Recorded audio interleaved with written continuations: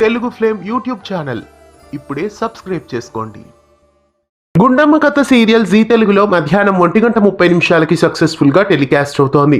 ప్రస్తుతం ఈ సీరియల్ కథ ఊహించని మలుపు తిరిగింది. పని మనిషి మంగ ద్వారా గుండమ్మ తన బిడ్డని కిడ్నాప్ చేసిన బాలరాజు ఆచూకీ తెలుసుకుంటుంది. అతడి దగ్గరికి వెళ్లి వాళ్ళని చావగొడుతుంది.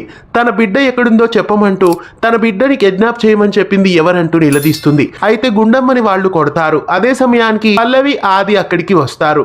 పల్లవి గుండమ్మ ఇద్దరు కలిసి బాలరాజుని చావగొట్టడంతో అతడు నిజం చెప్పడానికి ఒప్పుకుంటాడు. సరిగ్గా అదే సమయంలో వైష్ణవి కిటికీలో నుండి తుపాకీతో గుండమ్మని షూట్ చేస్తుంది. అలా గుండమ్మ ప్రాణాపాయ స్థితిలోకి చేరుతుంది. కన్న తల్లిలా చూసుకుంటున్న గుండమ్మకి పల్లవి రక్తదానం చేస్తుంది. తన తల్లిని తెలియకపోయినప్పటికీ కన్న తల్లికే ఆమె రక్తాన్ని డొనేట్ చేస్తుంది. ఇక సర్జరీని పూర్తి చేసి డాక్టర్లు వచ్చి గుండమ్మ కోమాలోకి వెళ్లే ఛాన్సెస్ ఉన్నాయని చెప్తుంది.